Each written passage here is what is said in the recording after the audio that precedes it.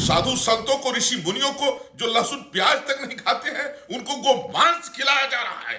बर्दाश्त से बाहर है। मैं 100 करोड़ हिंदुओं की ओर से आज केंद्र सरकार को कह रहा हूं, इस पर सख्ती बरती जाए और जो जिम्मेदार लोग हैं उनको तत्काल फांसी दी जाए। और गोमांस लड्डू में कैसे मिल गया? इसलिए यह अगर केंद्र सरकार इस पर सख्त नहीं हुई तो 100 करोड़ हिंदू हथियार उठाएगा। और भारत मंदिर तिरुपति बालाजी में लड्डू में चर्बी मिली है, उसकी पुष्टि हुई है और वह चर्बी बीफ है।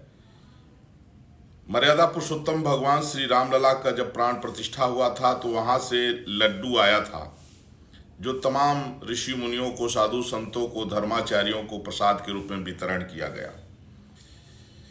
यह प्रसाद के नाम पर गोमांस खिलाया जा रहा है। वो कौन लोग हैं?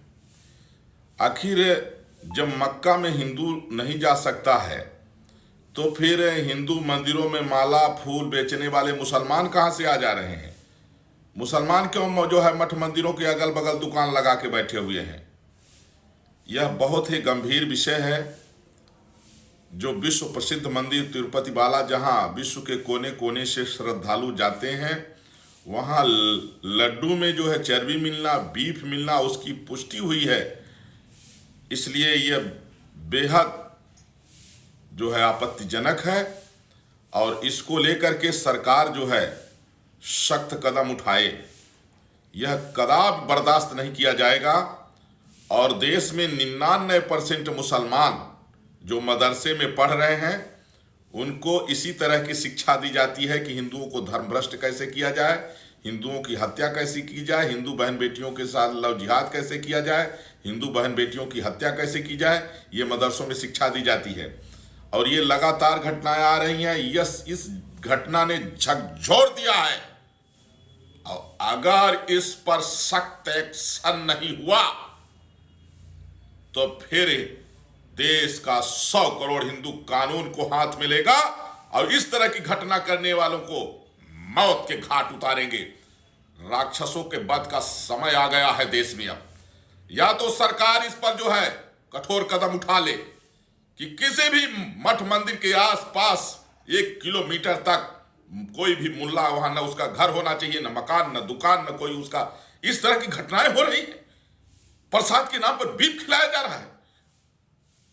इसलिए आज अयोध्या से मैं तपस्वी छावनी पीठाधीश्वर जगत गुरु परमहंस आचार्य, मैं 100 करोड़ हिंदुओं की ओर से आज केंद्र सरकार को कह रहा हूं, इस पर सख्ती बरती जाए और जो जिम्मेदार लोग हैं उनको तत्काल फांसी दी जाए।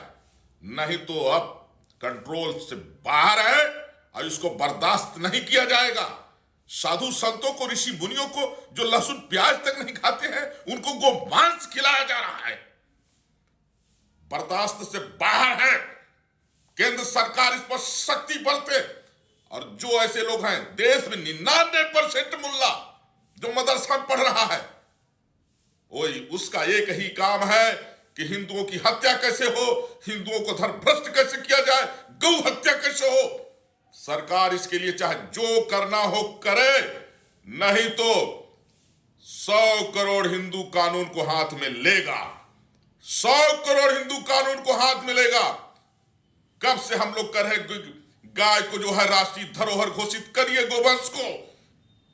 कब से हम लोग चिल्ला रहे हैं कि जब धर्म के आधार पर बंटवारा हुआ और जो मुसलमानों को पाकिस्तान, बांग्लादेश दिया गया, जब मुस्लिम राष्ट्र बन चुका है, बंटवारे से बचा हुआ जो भारत है, इसको हिंदू राष्ट्र करो, हिंदू राष्ट्र करो। नहीं तो अब 100 करोड़ हिंदू हथियार उठाएगा। प्रसाद के नाम से गोमांस खिलाया जा रहा है। केंद्र सरकार को बहुमत जो मिला है, ये बहुसंख्यक समाज का है, भारतीय संस्कृति की रक्षा के लिए है। गावो विश्वस्य मातरः, गाय संपूर्ण विश्व की मां है। हमारी भारतीय संस्कृति वैदिक संस्कृति है। और गोमांस लड्डू में कैसे मिल गया? इसलिए यह अगर केंद्र सरकार इस पर सख्त नहीं हुई तो 100 करोड़ हिंदू हथियार उठाएगा और भारत को हिंदू राष्ट्र बनाएगा।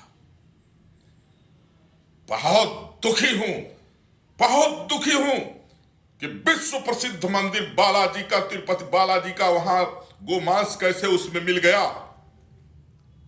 अभी तक इस पर क्या जो है तो कार्रवाई हुई है। वहां से 1 लाख लड्डू आया था अयोध्या में रामलला के मंदिर में, जो साधु संतों को बांटा गया।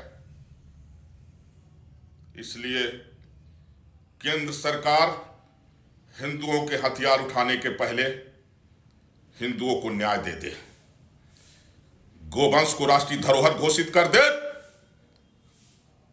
देश के सारे मदरसे बंद कर दे, भारत को हिंदू राष्ट्र घोषित करे।